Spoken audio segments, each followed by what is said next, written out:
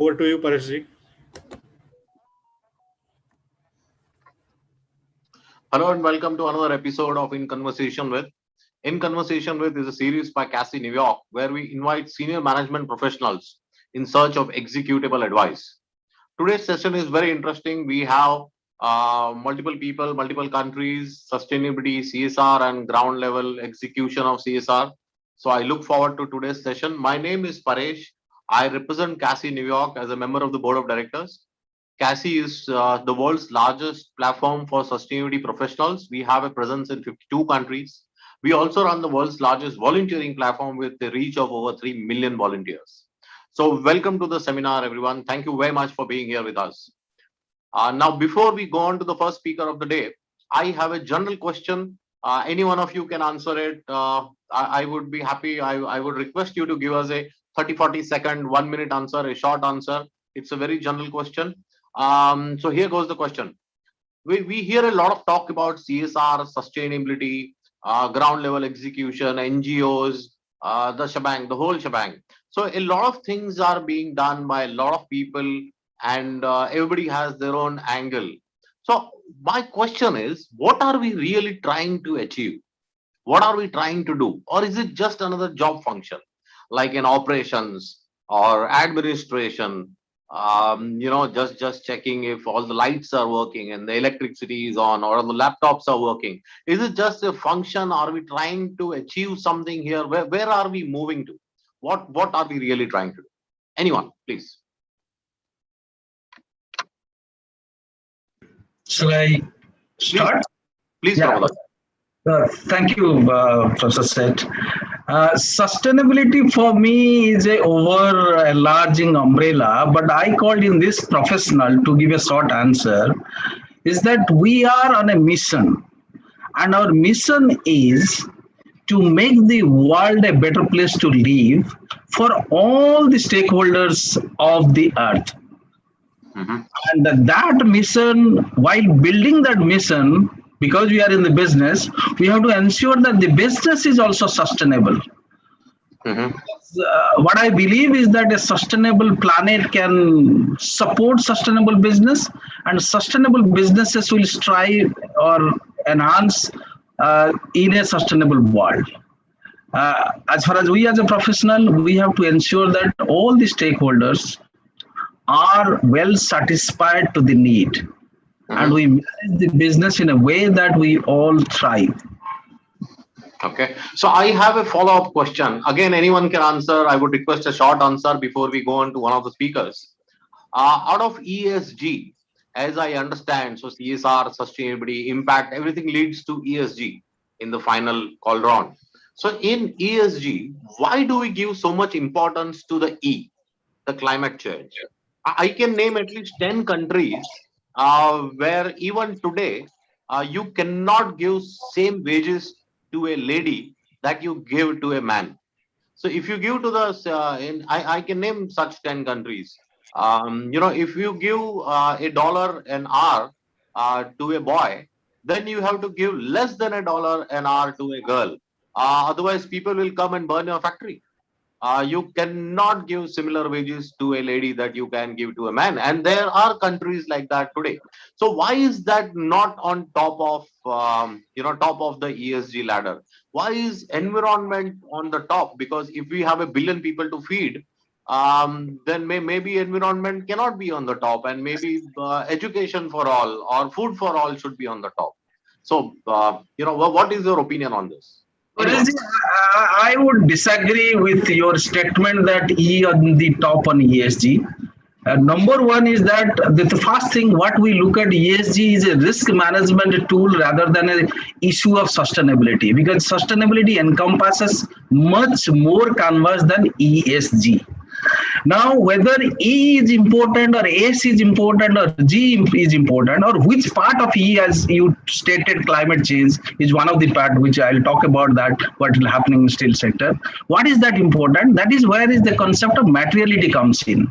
Now, for one set of business, E might be important. Out of that, it might be climate change is important. For other set of companies or operations or business or type of organizations you are running, your material issue might be inequality. Your material issue could be labor welfare, human rights, biodiversity. So the canvas is very large. It is depends on what is material for an organization or for a group of people or for I as a person will differ, and therefore we need to focus on those important issues because we have to prioritize. Correct, correct. Thank you very much, Prabhadaji, for that answer. Let's go on to the first speaker of the day, Kyle. Would you be kind enough to show us your presentation, sir? Absolutely. Thanks everyone for attending. Let me know if this works. It should. Get my presentation into presentation mode, slideshow mode. All right, look good? So really happy to be here. Really exciting. What a great representation of backgrounds and regions and perspectives. And I think, Paresh, that was a great question and two great answers to get us started. So won't spend too much time, obviously 7 or 8 minutes on here to give you a quick introduction to Manulife, and then also talk about how we are seeing these issues, some of the things we're up to, which hopefully will give you enough of a flavor of my perspective, our perspective, and lead to some good dialogue after.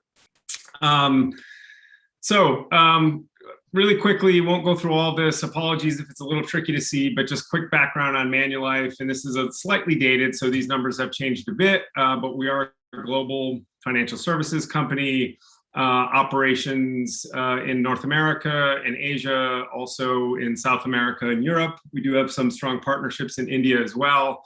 Now we probably have 37,000 or so employees globally.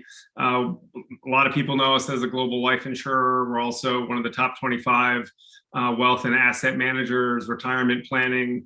In some ways, CSR and sustainability for us is akin to how how financial services firms think about the issues, whether it's the E, the S, or the G. But there are also some unique things about our business that I'll talk about in the next slide.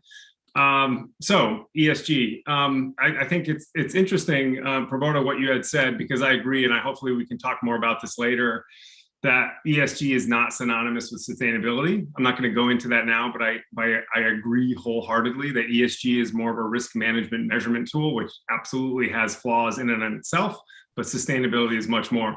Nonetheless, for us, and sort of how we're viewed from kind of the stakeholder perspective, we're a public company, how investors look at ESG in terms of Manulife.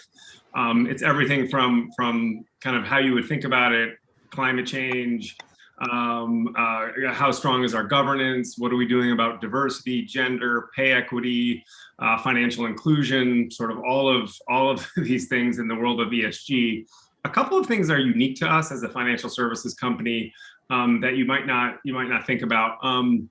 We are a significant holder of real estate globally, around 80 million square feet, and we own and operate the majority of those buildings. So obviously we have our own operations, but we also are operating buildings on behalf of third-party investors and the tenants in those buildings.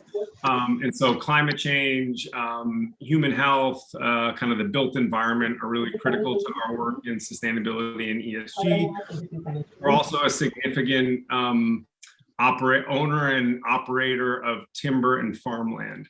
And so again, you wouldn't think of a financial services company doing this, but we own and we are the largest provider of third-party investment grade farmland. So increasingly investors are looking at agriculture as a long-term stable investment, same with timber. So that brings in a different set of E and S when you think about workers and workers' rights and pay and all of that, but then also things like biodiversity and water, where a more traditional financial services company might be less sort of concerned with those things. Again, apology that the writing is a bit small here. but I think just to touch on a couple of things here where I am seeing, and we are seeing some shifts in ESG or some shifts in sustainability from kind of how they were traditionally viewed to how they are now. I think something I'd like to talk more about later, I don't know if you can see this, it says type of change. I think largely in the world, in the private sector, largely the approaches to sustainability and ESG have been really about doing less bad and sort of incremental changes that on one hand are positive because things are improving a bit.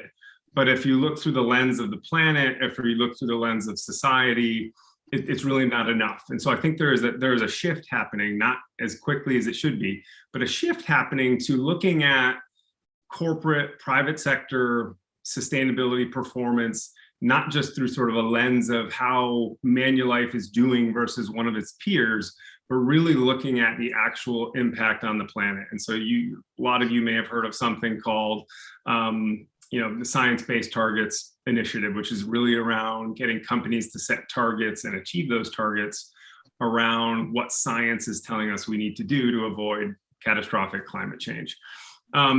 I think oftentimes, and this was an interesting question about what this role is in terms of my role within an organization. I think it used to be much more siloed, whereas a company would bring in someone and say, okay, here's Kyle, who has to kind of manage all of sustainability across the company. It's just becoming much more integrated, where even at Manulife, it's certainly not perfect, but we have sustainability professionals in all key parts of our business.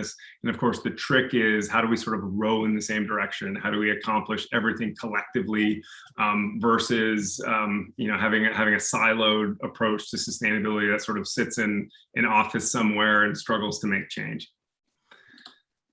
So I want to focus in on climate change, recognizing that the social issues are important also, but I also do believe climate change touches virtually all of the social issues as well, whether it's income inequality or health or any of the things that climate change really, even biodiversity on the environmental side. There's a lot of connections there, which makes it a hard issue to solve, but one that's really important for all companies to focus on. So I think you all know here that there's sort of the risks associated with climate change, whether that's impact kind of the physical risk to buildings, to infrastructure, flooding, hurricanes, tsunami, monsoons, all of the things like that. But then also, obviously, there's impacts on biodiversity. There's impacts, again, like I said, on health. There's impacts on kind of how it will affect potential regulatory changes, which is, for business can be a risk. Long way of saying, I think there's a pretty uniform agreement, perhaps not at the policy level in the United States, but a kind of a uniform agreement within industries, within industry associations, certainly within civil society, that we are already feeling the impacts of climate, and there's a real urgency to how we all need to start addressing it much more rapidly. So more specific to us, and this is sort of more, again, looking at the more traditional sides of our business. I mentioned we're a large life insurer. So what are the connections between climate change and morbidity and mortality? What role do we need to play as an insurer, not just to mitigate our own risk, but to think about opportunities where we can help in the mitigation and adaptation strategies, so that as a business we're protected, but our policyholders are protected and have healthier lives also. The big focus, not surprisingly, on financial institutions is around kind of where our dollars are going. And so stranded assets, a lot of talk about fossil fuels, utilities, coal, oil and gas companies.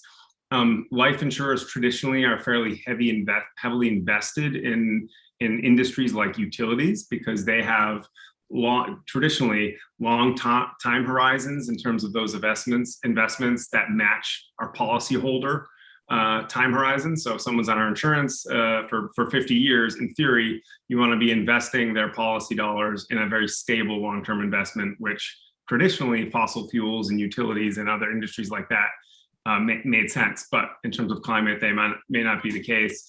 Obviously, kind of credit risk and how we are viewed from organizations like Moody's, Standard & Poor's, and investors in our companies based on what we're doing.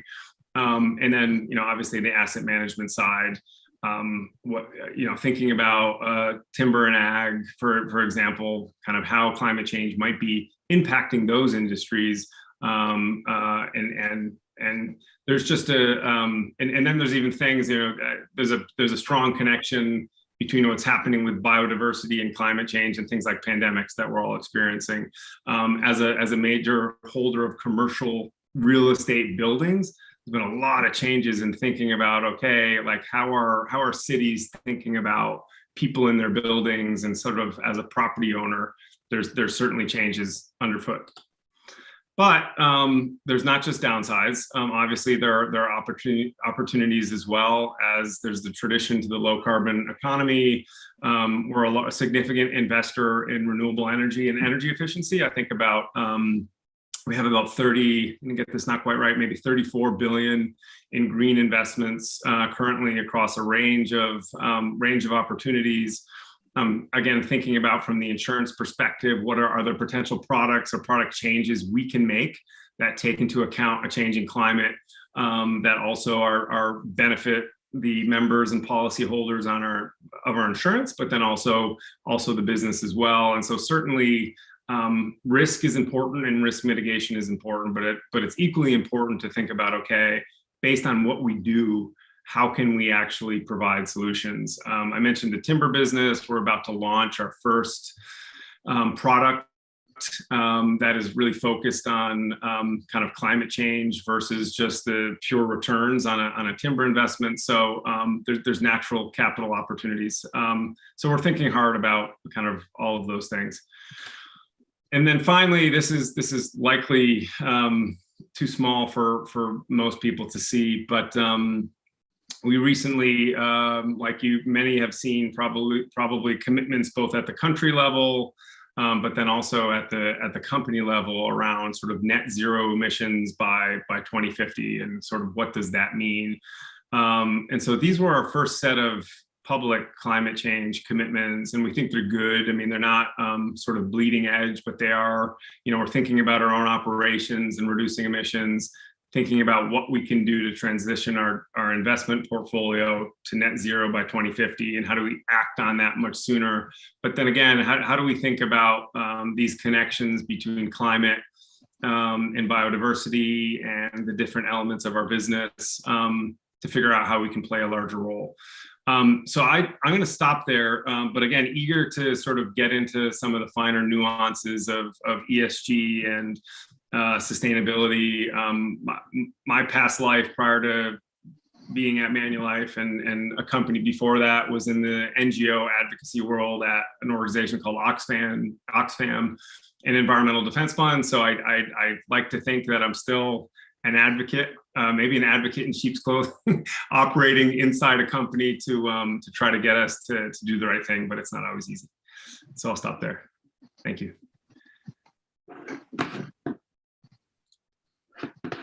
Thank you very much for the presentation, Kyle. There was a lot.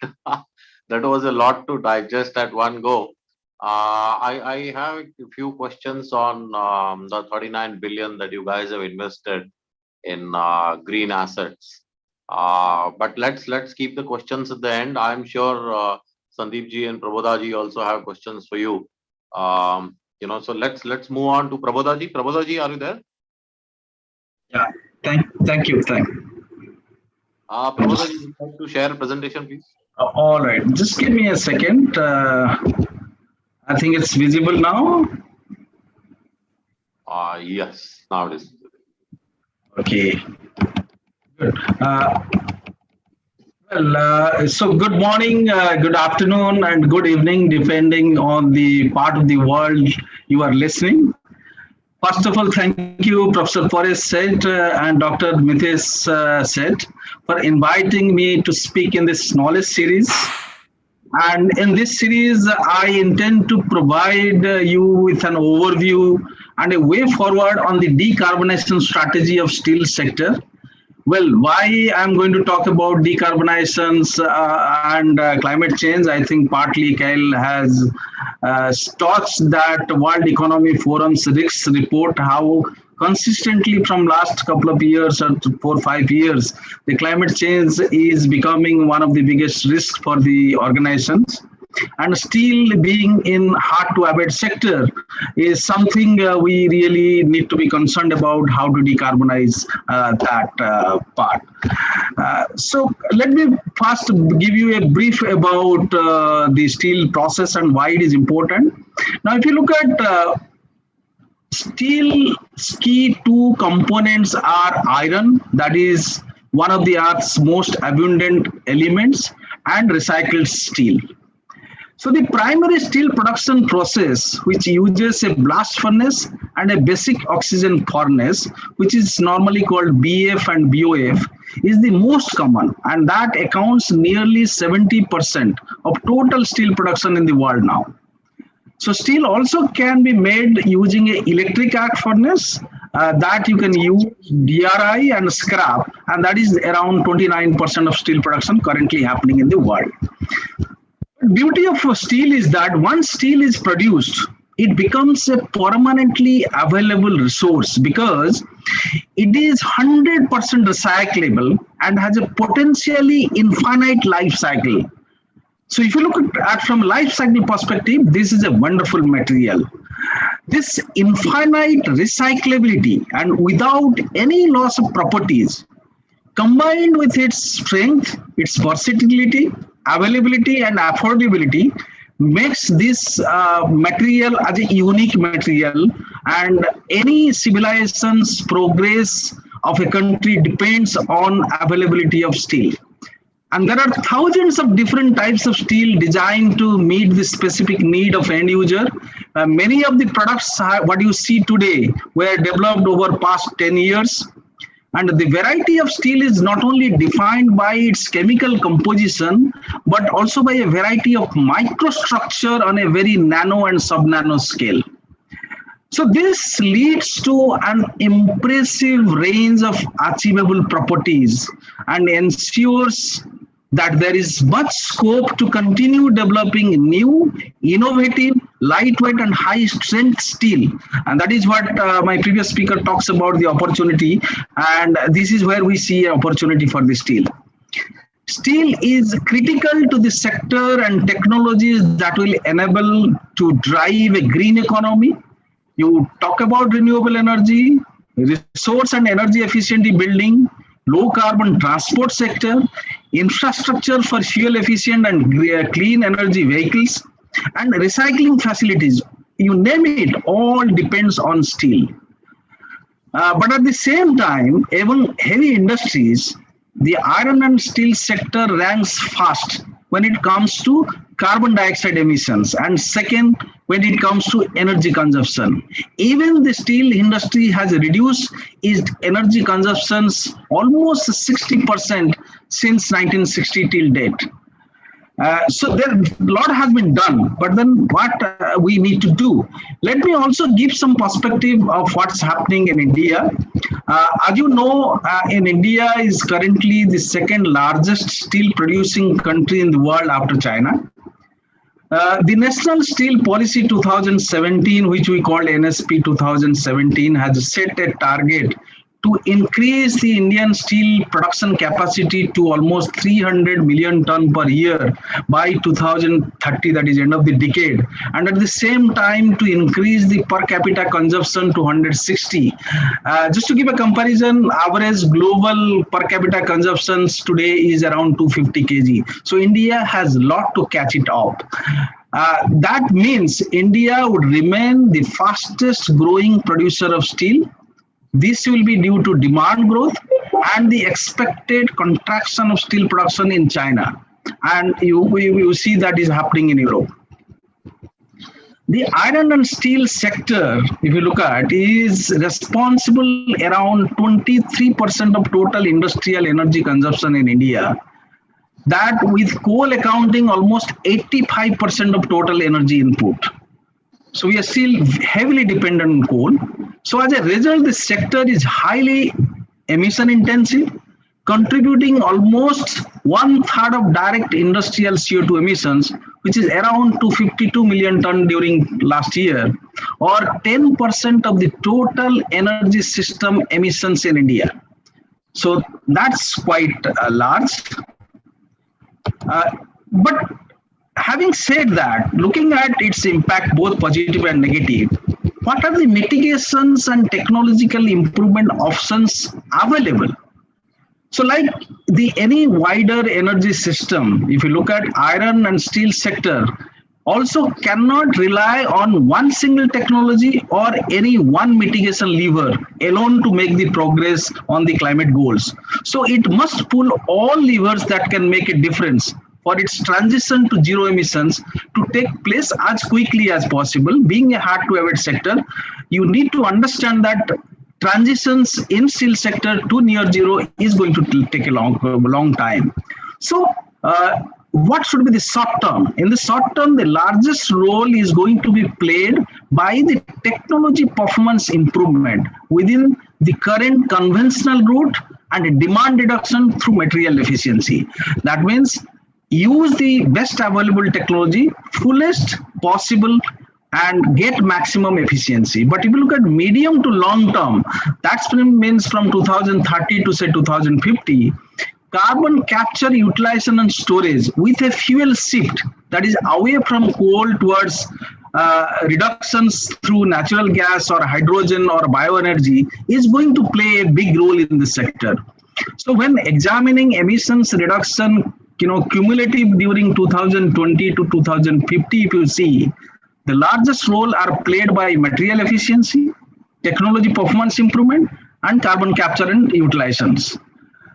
So any reduction process changes through hydrogen is going to happen possibly after 2050. So in a near term, it is crucial to maximize the operational efficiency in existing asset and to minimize additional emissions from new infrastructure by investing in best available technologies. So two examples I'll tell about the best available technology, which is called coke dry quenching and top pressure recovery turbines, which is basically waste heat recovery systems. And right now we have around 30% penetration in India. That should go up to 70% in a sustainable development scenario by 2030. That means if this sector has to hit 2-degree scenario by 2070. So in longer term, emission reductions are very hard to win, with the need for a rapid rollout of very innovative near zero emission technologies, steel making technology. So if you look at innovative retrofit concept are to be deployed to tackle the existing blast furnace stock, which are very young, specifically in India.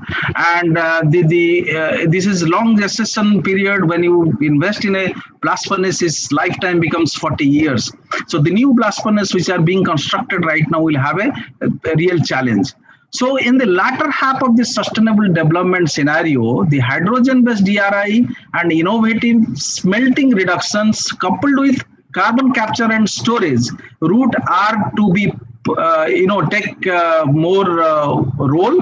So by 2050, we can say near zero emission routes will likely account for more than 50%, that is 55% of the production route. So looking at all these options, this is my kind of pillars, what we call identified and recommend, that these 5 pillars will possibly help the steel industries to make sustainable steel.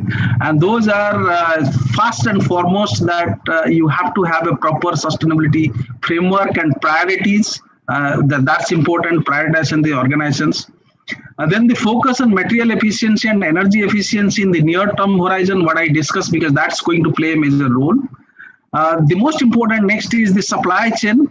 You focus on supply chain because we normally tend as a business, as an organization, to focus within our boundary. But we need to look at the life cycle perspective and see what impact it causes in the entire life cycle of the product. Not only looking at what it plays with your production processes and that lifetime.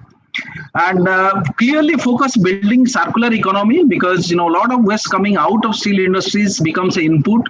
For example, BF slag, which comes out of blast furnace, become a raw material to replace clinker in cement sector, which is another hard to abate sector, and that replaces and reduces carbon emissions from other sectors. So focus on building circular economy. There are a lot of examples available. And lastly, keep on doing R&D activity to have those innovative steel making technology, because fundamentally, after all, instead of carbon reductions, we have to have a cleaner reductant, and hydrogen is the most suitable candidate for it. But when it will be feasible commercially, that is time will come. So this is what I will suggest, that the steel industry need to focus in the path to decarbonization and contribute to climate change mitigations.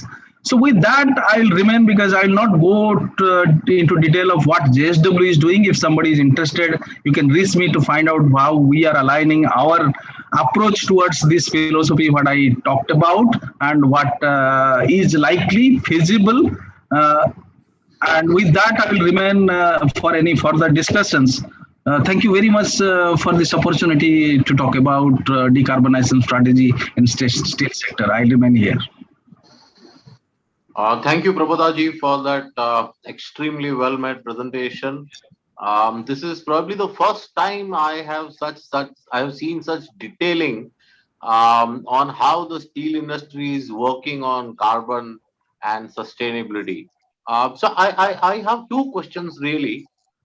Before we go on to Sandeep Kumar, we have a lot of questions. So Patrick and I are close friends, and we usually discuss the pros and the cons. So one question is, see, I was talking to somebody in Delhi at the Science and Environment Center. Yeah, so they usually do a lot of research on the steel industry. Now they have come out with a report saying the steel industry is growing at a phenomenal rate, and so it's a fit case for environmental scrutiny because it is resource intensive and highly polluting. So my quick question was that there are so many large players, very powerful players in the steel industry, and steel is the background to the country's economy. You cannot do away with steel. As a country, you need them. Yeah. So are steel players always under a lot of pressure from activists, ESG propaganda people? Is the steel industry always under a lot of pressure from the environmentalist and the activist? I completely agree with you, Professor. Said that you rightly told steel is energy intensive, resource intensive, capital intensive, having high life cycle. Correct. So none are to our benefits. At the same time, you rightly told, no civilizations can grow without the contribution of steel, and that is why we need to look at steel from a life cycle perspective. And I gave example how it is going to contribute to the climate change mitigations. But nevertheless, answer to your question is yes. Steel industry is such an industry. I call it a mother of all industry, because if you look at an integrated iron and steel facility, you name a industrial process, you will find that there. So therefore, naturally, we'll be under pressure, but we have to manage those. We have to make steel clean. We have to make steel in a process that the positives outweigh the negatives. But yes, all steel industry will be always on constant pressure. That is one of the reasons this sector is also called hard to abate sector. Because it is difficult. Climate change parlance, why it is called hard to abate? Because this is not about energy transition, it is about technology transition, because the reduction process gives the carbon additions. So lot of R&D has to be done. So steel industry, I think it is in the forefront. They are taking this is head on, and steel industry is contributing to sustainability in many fronts. You talk about S part. I think this is one of the industry which is contributing to the social sector, both outside of its factory and inside to in a great way. So steel industry is necessary material for everybody. The challenge is that how do we manage those associated negative impact? I call it that any activity you do, it will have negative impacts. No activity in the world you can find has only positive impact and no negative impact. Its question is that how do we manage that? How we convert those risks to opportunities?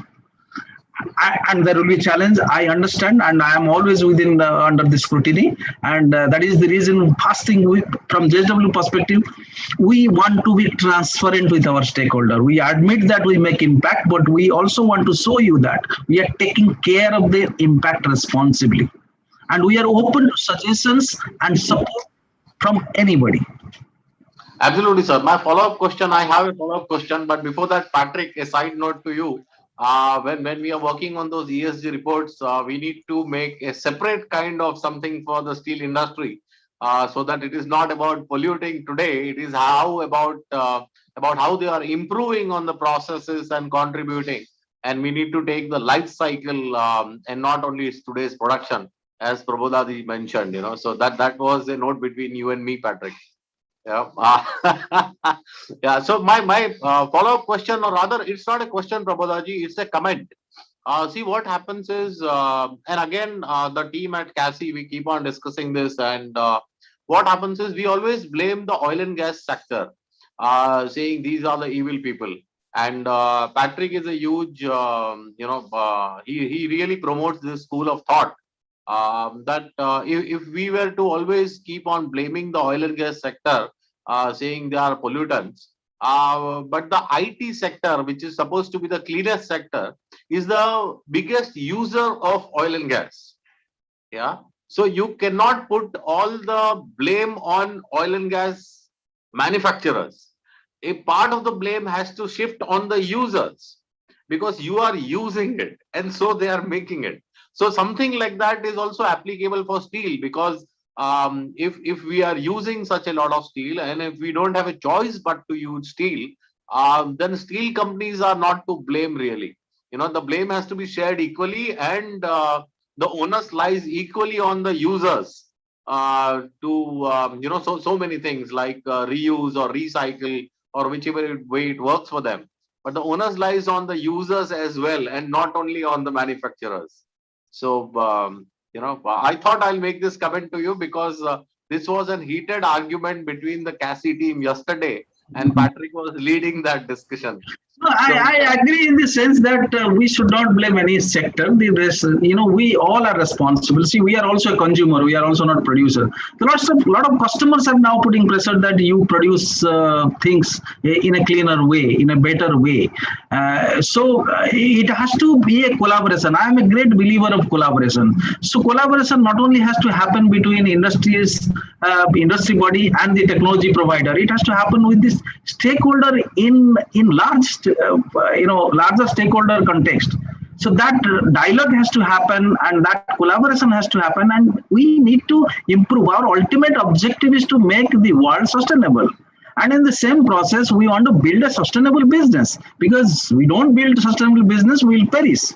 So any organization doesn't understand that, whatever sector he may be, you can't, many people tell renewable energy is a clean sector. But we understand there are a lot of social issues when you put windmills. There are a lot of waste management issues when you put, the solar cells. So no sector is clean or no sector is dirty. Some sector has inherently process that have higher or larger impacts. The question is that how we are working to minimize those, mitigate those. And look at life cycle perspective. The total net gain should be benefit to the society, to the mankind, to the mother earth. So that should be everybody's objective. Absolutely, sir. Let's move on to Sandeep Kumar ji. Before we, after Sandeep Kumar, we'll go back to Kyle and ask him questions on life cycle about those $39 billion of investments. What do they look at the life cycle? But let's have Sandeep Kumar's presentation. Sandeep ji, over to you, please. Okay, sorry, I'm not making a presentation because you know I'm referring to this particular organization where I'm working currently.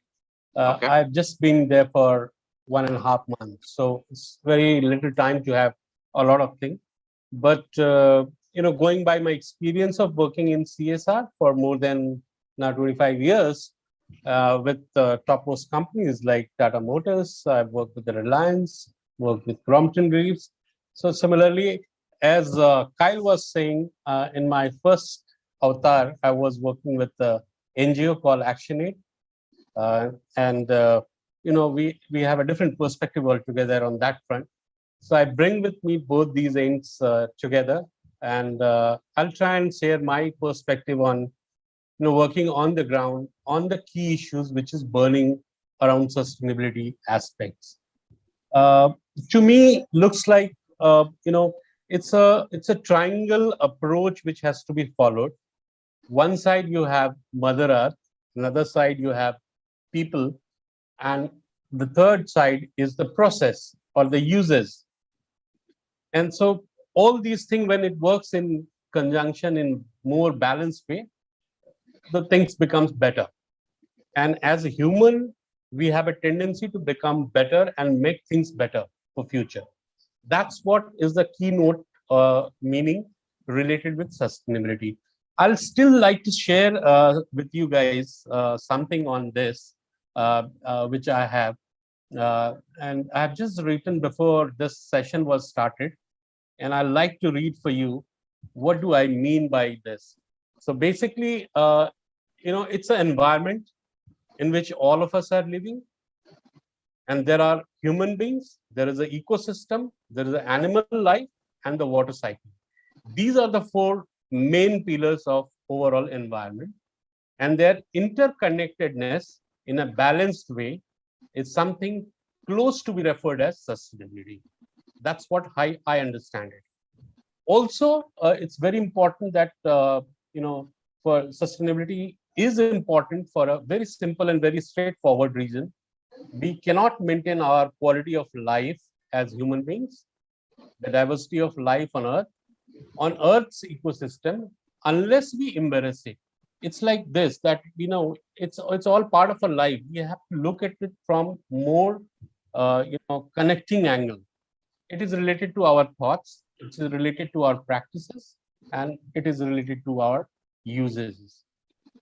So, and time has come to understand this. We will damage anything beyond repair with either our thoughts or uses and practices. So change becomes very important. And the root of that change lies in understanding and striving for sustainability in our own homes, in our communities, in our ecosystem, and around the world. This is what largely means to me. Coming back to the organization where I work, it's called Indocount Industries Limited.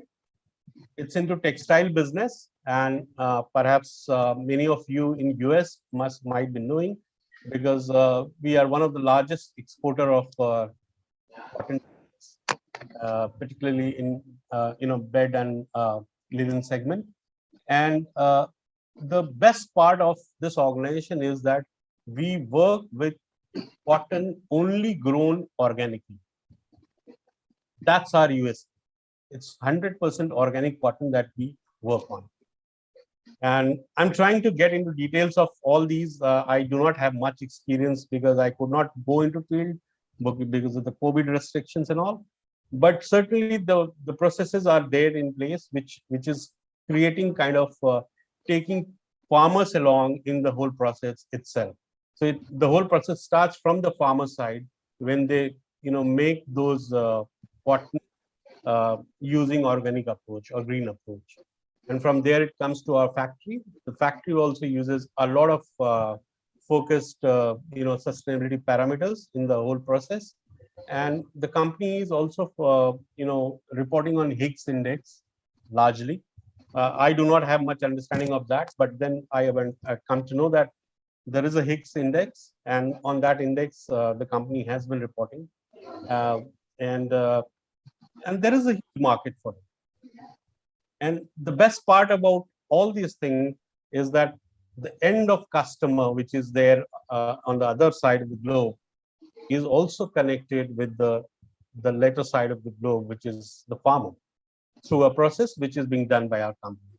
So I think this is the interconnectedness, which is very important. We have to understand this in larger context of sustainability. This is primarily, I'll not like to talk about what we have been doing in CSR, because largely it is focused as of now on COVID and COVID care. People are dying because of not having those, you know, oxygen and oxygen related instrument. And so the first point of my contract was to develop those, you know, areas where we can support people so that they can live. And so we provided all those support to different hospitals and you know, the medical fraternity, to take care of large number of people who are facing this difficulty in this difficult time. And apart from that, the organization is largely into education space, and they're kind of covering around 100 odd villages, and working on education with the school students, and on their health intervention. There is a health intervention on that. And I'm trying to bring you know, a kind of sustainability angle with these students, as we have more than 50,000 students directly linked with us through the program. And so we'll be building on that base going forward. But I'd like to share some of the experiences of past, because I've worked for more number of years in Tata's, and they are known for delivering very good results on various parameters of sustainability. And in fact, they coined the term CSR basically came from their own experience, and this is an experience of 150 years uh, back, where, you know, they started to build you know, roads and community infrastructure in a place called Jamshedpur, when they started their first steel plant there. And it started from there, and then gradually it has grown into you know, various businesses. And so Jamshedpur still holds a very key pinnacle point of you know, the concepts which has been built around CSR and sustainability. And it is more so with a very you know, courageous belief that we have to take care of society in which we operate. And so, and this is a basic belief on which Tatas have been investing a lot of money and their time and energy in building the capacities of people and the environment around. And so, if that becomes better, the communication becomes better between the two stakeholders, and that what, you know, makes a business grow much better on a faster scale. So there is a connectivity which is very important, and that has been done very well by you know, establishing different CSR projects for the last more than 100 years. And I remember very well on a wasteland, which is almost supposed to be a dead land, we planted some more than 5 lakh trees, and we took care of it properly. In a 3-year time, the forest had grown up there. And on a wasteland, which is a dead land, I have seen myself jackals moving around. I've seen you know, biodiversity getting richer, just because you have created something which is more natural and more you know, adaptable to the local situation. Things improve.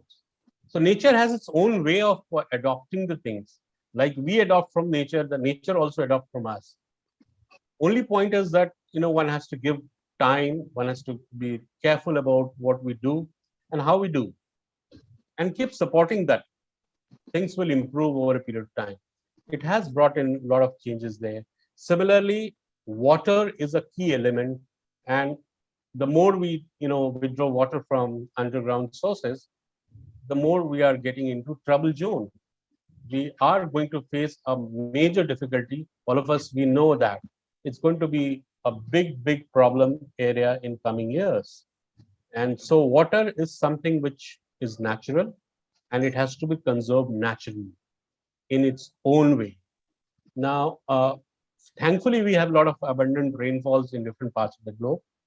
If we don't do those conservation techniques on the ground, make it work with the people so that large number of those things are created and people take it directly on their own and they also get involved in it, it becomes necessary for all of us to get involved in process conservation of water. That's where we have a bigger role to play. So if we look at these two angles of sustainability, water and tree, this becomes the key pillars of everything that we are talking around sustainability.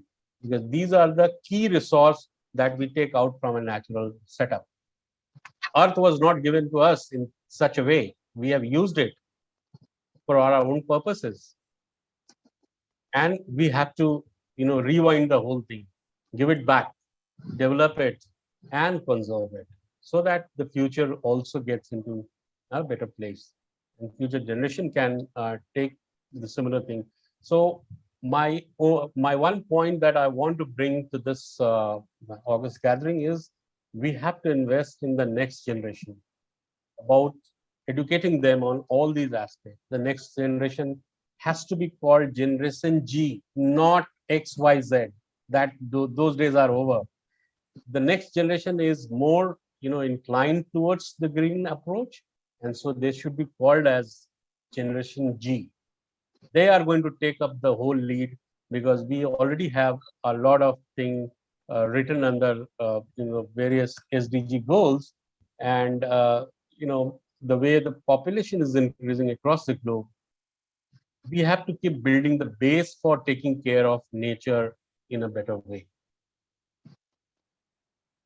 This is what Thank you very much, Sandeep ji, for that talk. I have a question. See, Yes. what happens is, CSR and sustainability. When we started CSR and Sustainability Institute in New York, back then, over a decade back, it was called CSR and Sustainability Institute. Now we just call it CASI New York. It was basically so that to promote that sustainability activities should mitigate risks, enhance reputation, and contribute to your business results. Regardless of the business that you are in, and Right. that is how sustainability or CSR should contribute. But now increasingly we find that CSR has become a business silo. It has become a silo within the company. So once it has become a silo within a company, it has its own pressures to perform, and it has become like a business division. Now, what is happening is originally the intention of supporting the business, supporting the environment of the business or the people that you serve, the communities you serve. And by communities you serve, I mean you may be selling to them, you may be serving them, you may be situated or located around them. They were the communities that you serve. That was the original purpose. Now, more and more, what is happening is, a company in manufacturing or a company in service industry would suddenly take up a school 5,000 kilometers away and run a school, and then the CSR business, the CSR division, because it has become a silo, comes out with a report saying we taught 5,000 students in Kerala, and the company would be located in Punjab. So how does it serve the communities that you are serving? It really goes away. And now there is a competition between CSR managers or foundations. We are training this many students, or we are doing this many people. They're doing good. They're doing good. I am not questioning the good. I'm questioning the fact that if this was the rail track, then CSR as a track was there to support the primary track of doing business. So CSR has to revolve around the communities you serve necessarily. Now, if you are an engineering giant and you do a lot of business in Punjab, and suddenly you adopt a school in Kerala, how does it make business sense? It only makes sense if CSR is a silo. So you are getting $2 million and then you spend $2 million, and which is the best way to spend $2 million. So this is the best way to spend $2 million. But the original question was not finding the best way to spend your CSR budget. The Right. original question was, how does this CSR activity or sustainability activity support the business that we are in? But now more and more these tracks are moving apart, and CSR as a division has a mind on its own. It is Right. doing something which is not connected to the core business. Right. So, any comments on this? Yes, Any yes, yes. comments Well, from you, yes, Kyle, yes, definitely, definitely. Prabodhaji, anyone? What, Yeah. what are your comments, So, sir? yeah, I'll talk first about it. The experience tells me that within the framework, a different framework which is coming as a pressure to the CSR sector, because many other sectors are also growing. So people want to grow further CSR also. Hmm. Then the legal framework itself talks about you have a different approach, and in order to those requirements also you have to increase your scope of work. Now, for example, I'll tell you, 2% for a huge company can be 1,000 crores. Correct. And 1,000 crores cannot be done in a small way, small place. It has to go beyond boundaries. So new boundaries are being scaled up. Third is you have different stakeholder approach. Now, as a stakeholder to the business, you identify different people or at different realm of time. Now, in order to influence them, in order to have a better relationship with them, you try and increase the scope of work further. So that again increases the boundary, further. So in a way, it is also evolving actually, and in fact, it has evolved very well in last say 10 years, and so a variety of things are coming up into the frame.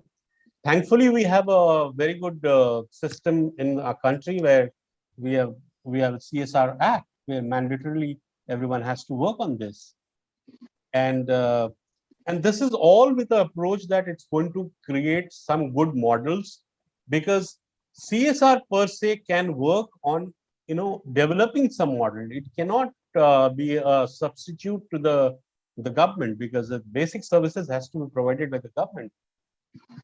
And so model creation is the main approach which has been taken up.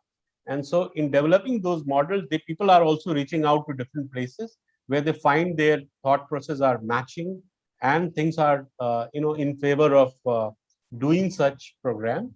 So that's how CSR is being, taken forward. Mm-hmm. My It's a question to you, Kyle, it's a I multi-stakeholder approach. have a similar question for Kyle.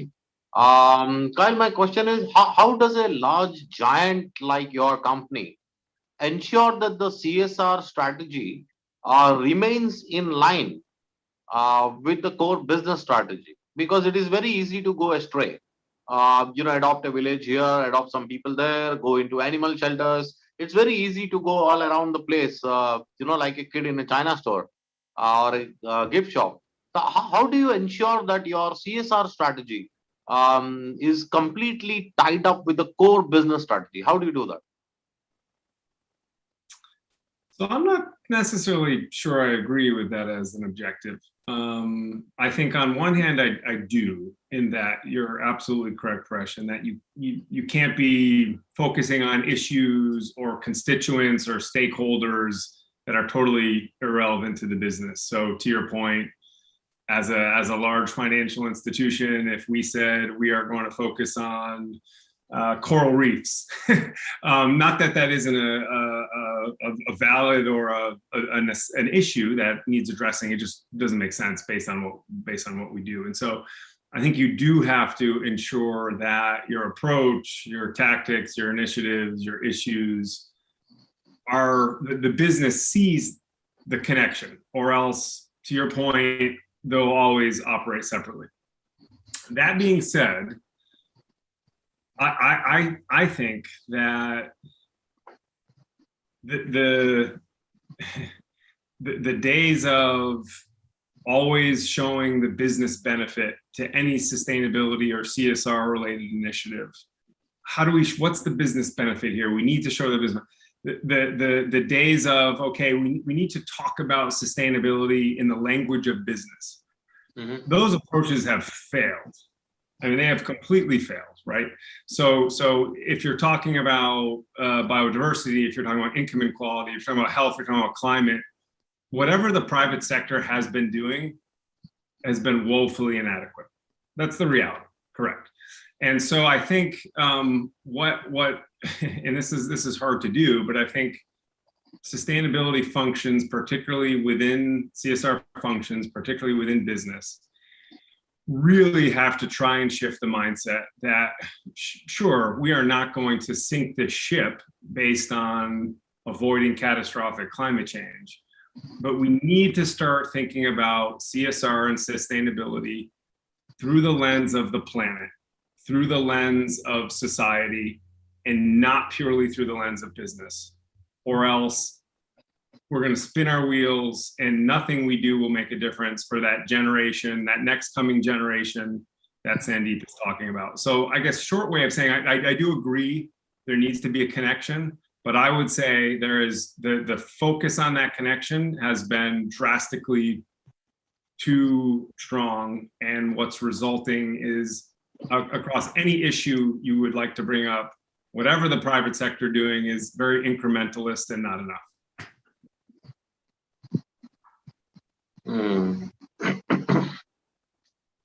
Sure. So I have another question for all of the speakers. Anyone can answer. We work a lot with a lot of foundations. And there are a lot of foundations. We have been actively engaging with JSW also. So Ashwini, Sumantra, all these people, they're close friends. Now, how difficult or easy it is at ground level to collaborate with other companies and foundations? You're doing something, Kyle is doing something in, let's say, Norway or South America or India, for CSR. And JSW is doing something on CSR. And both of you are working for women empowerment or financial literacy. How easy or difficult? Or is it a part of the game? Is it a part of the strategy? Or it is not really a part? Do you go around scouting for partners? How do you do that? Yes, I'll speak about my experience on this. Please. So largely depends on issue to issue actually. Mm-hmm. On a certain issue, you'll find if a good partner is there, and certainly if you want to scale up the whole operation and having a similar thought process, then there is always better to go together and develop the scope further, because you'll be able to influence large number of people that is required. So normally it becomes a good partnership deal that way once the issues are in a common sense together on the same issue actually. And but it also happens because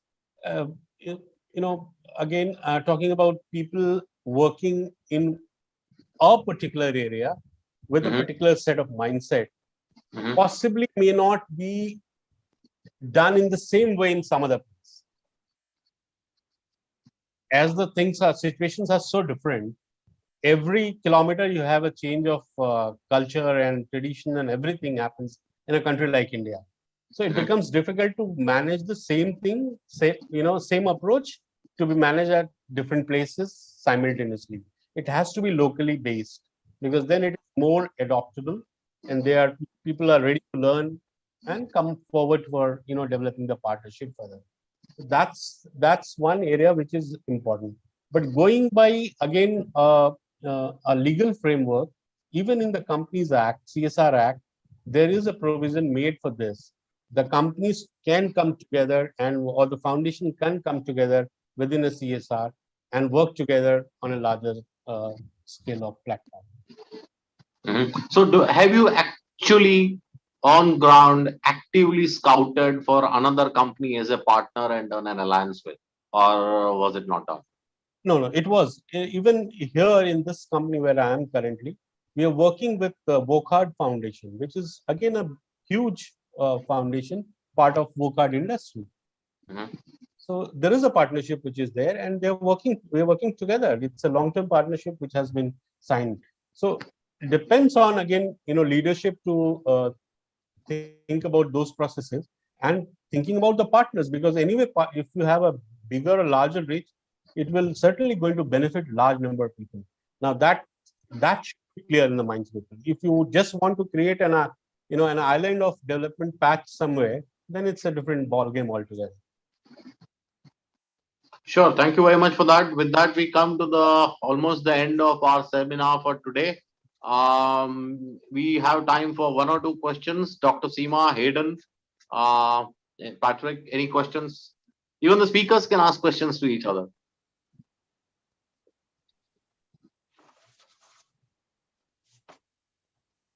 So if there is no question, can I respond to earlier two questions which you put for the panel?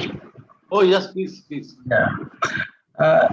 This is not really a response, but rather a comment I would make. First thing is that when we talk about corporate social responsibility or CSR and sustainability, they're two different things. To me, CSR, very clearly, corporate social responsibility is part of bigger sustainability umbrella. Second thing, when we talk about CSR, specifically in India, we link it to the regulatory requirement. But please note that regulatory requirement has come recently. But companies like, Tata's, Birla's, JSW, they are doing since before it came.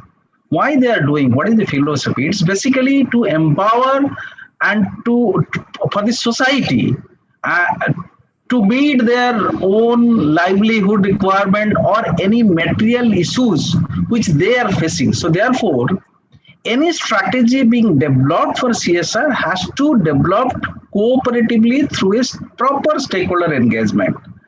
And there, the approach of a company in general should be not to go on feeding, rather to empower, to enable the society to achieve the stated objective. If the stated objective is the issue of water scarcity, then the foundation or the CSR arm of the company working in their area should work in such a way that enable them to be self-sufficient. That should be approach.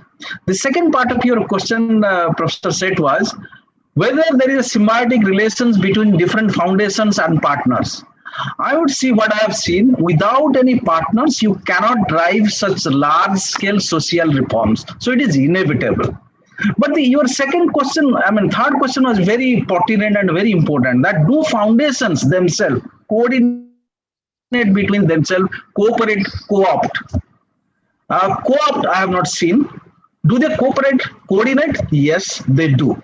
Like, this forum itself is a platform that we all are speaking to each other and learning from each other. So those kind of things happen. But really co-opt for a collaborations, coming together for a cause, it must be happening when both the organizations are operating in the same area. But I really do not have practical experience, which Ashwin will be able to rightly comment. So I would not take his experience here. But in JSW, we really look forward to collaborations. Be sure about that. And our approach will be enable the society and fulfill those obligations that we grow along with the society. That is our philosophy. And that should be the philosophy of the business. You can't grow in isolations. The society doesn't grow, you will be thrown out as a business today or tomorrow. And that is why the main objective of corporate social responsibility. So this is what I wanted to react to what we discussed. Thank you very much, Prabodhaji. We have done quite a lot of work. In fact, Ashwini Saxena has been a very strong supporter of CASI from your foundation. So we are working with JSW for the last 7, 8, 10 years now, since we started CASI in India.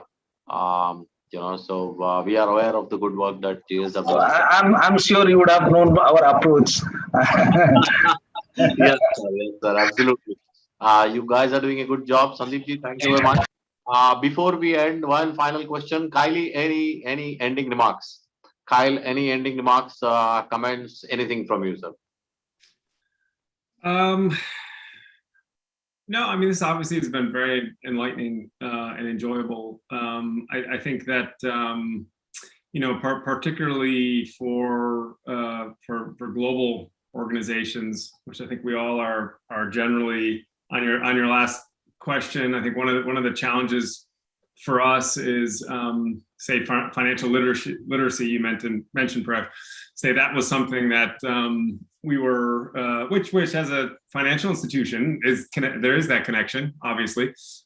Is how do you strike a balance between, and this is in the context of the partnering and trying to get to more structural change, and how do you strike the balance between a global initiative and approach when the reality is that things look very different on the ground in local markets?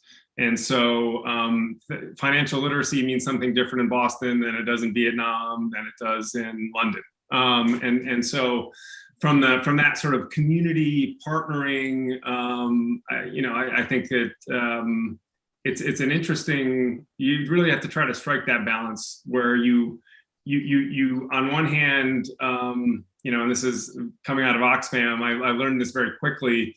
On one hand, you can't say this is what financial literacy means and this is how we're going to solve all of your problems, and so we're going to try to do the same thing in each one.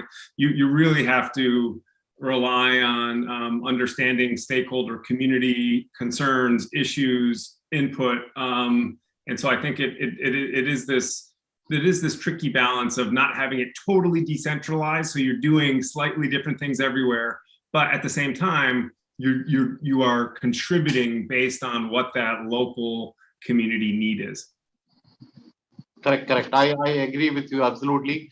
I sit on many boards as an advisor, and there are a couple of funds, AIFs, and a microfinance company who I advise. I advise the board on that. And yes, you are absolutely right. Financial literacy is something that we are working on, and it means very different things for different people.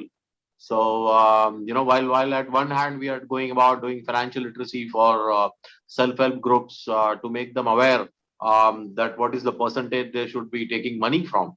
And at the Microfinance Institute, we are trying to give loans at 24% per year because currently those people are taking loans at 60% per year.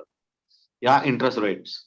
So now we are trying to help them not take loans at 60% and take loans from our company, the company which I am on the board of, at 24% per year. Yes, I absolutely agree. Financial literacy within the same state can also mean very different things.